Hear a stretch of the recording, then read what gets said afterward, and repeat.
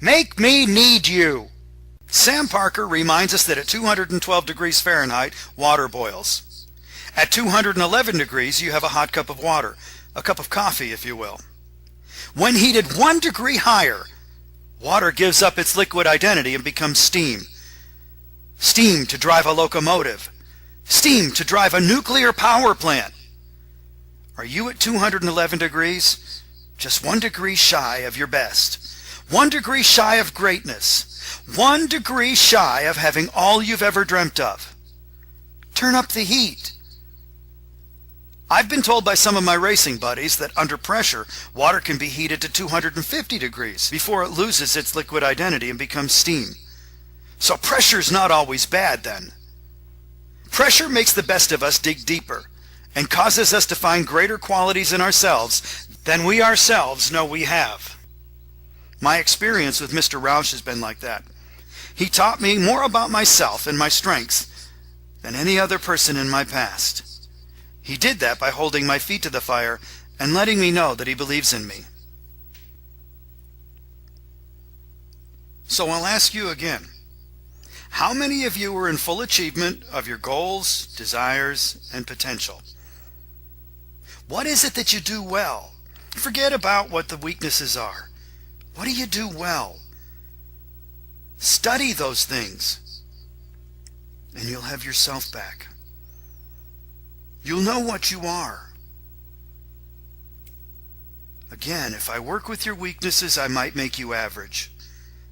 But if I help you develop your strengths, oh my, you'll be supermen. And I want supermen on my team.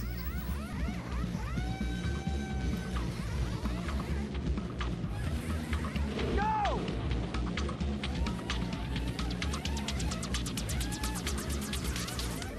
Nice and easy. First one's nice and easy. Here we go.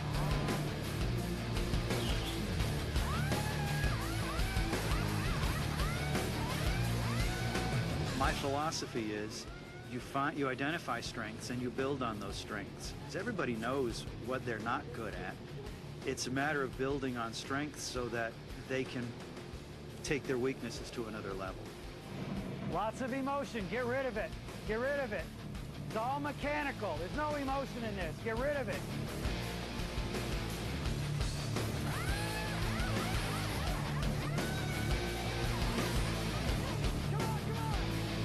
To me, emotion brings on adrenaline. And adrenaline is what slows us down. That's why during practices we can do 11s and 12s, but at the track they become 13s and 14s.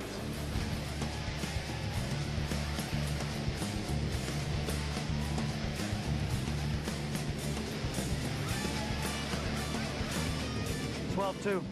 Okay, there's no sense in going any faster than that. Let's just find that groove. Your head was cocked a little bit more than it was at Martinsville.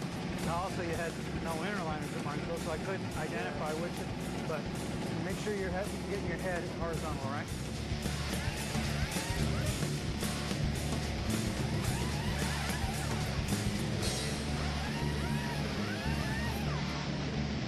It's not even my job to bring the best out. It's their job to bring the best out. It's my job to help them bring the best out.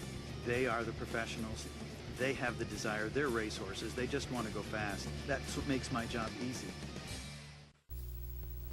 My friend David Washko is one of the best martial art breaking artists in the country. He breaks stacks of cement and ice and concrete. He just likes to hit things. And I would imagine that by the time he makes his approach, he's already thought it through. He has the positive mental focus and thoughts about himself that the break is all but done. The only thing left is the approach and the follow-through. Don't focus on your losses. Focus on your successes and the finest qualities you have. Develop yourself into a super person. Focus hard on what you can do. Then go do more. We all have the capacity to be great if we'll just get out of our own way. As my coach Joe Plamondon used to tell me as he pointed to his temple, you're your own worst enemy. Start believing in yourself. I love that guy. Every task has its prophecy. You either tell yourself you can do or you can't. Well, never approach the stack until you've cleaned up your thinking. Why make the list of losses or lessons any longer than it has to be? Determine right now that you'll no longer repeat the negative self-talk to yourself. And until you get good at stopping the negative self-talk, determine that you'll be patient with yourself. But be very determined to quiet those voices. And in the doing, also decide to counter the negative self-talk with positive truths about yourself. And in the end, befriend that positive and loving voice. After all, it's your voice. Listen to it. So, are you at 211 degrees? Just 1 degree shy of being your best? 1 degree shy of greatness? 1 degree shy of having all you've ever dreamt of? Folks, turn up the heat. And finally, I'd like to thank you for asking me to be your keynote speaker. But before I go, I'd like to ask you one question.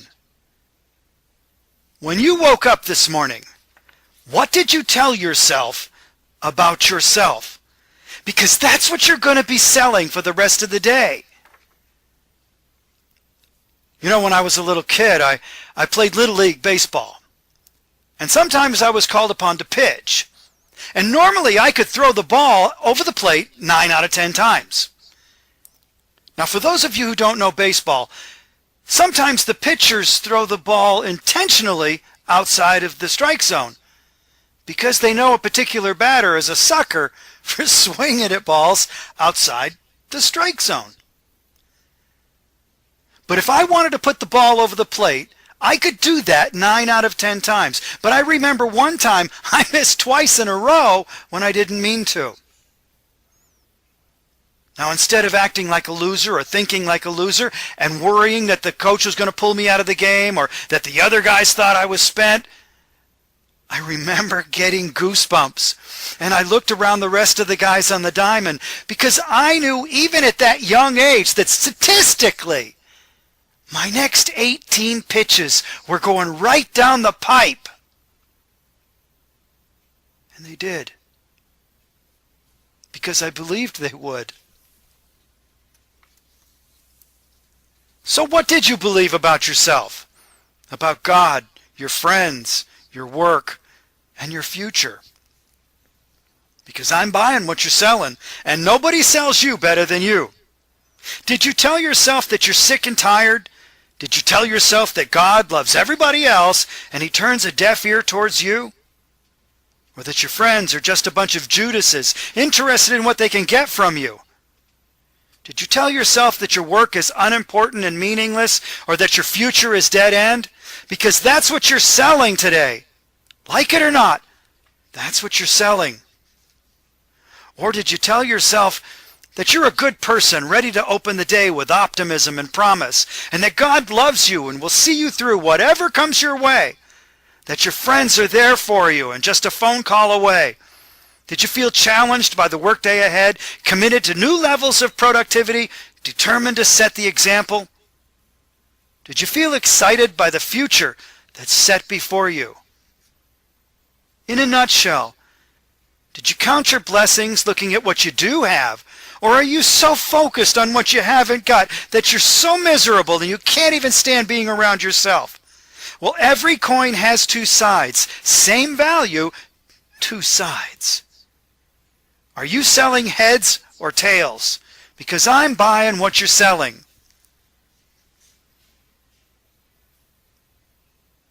Folks, the rest of the day is up to you. And every tomorrow is up to you. And it starts with the approach. Tomorrow morning, when you wake up, what will you tell yourself about yourself? Thank you, and God bless you.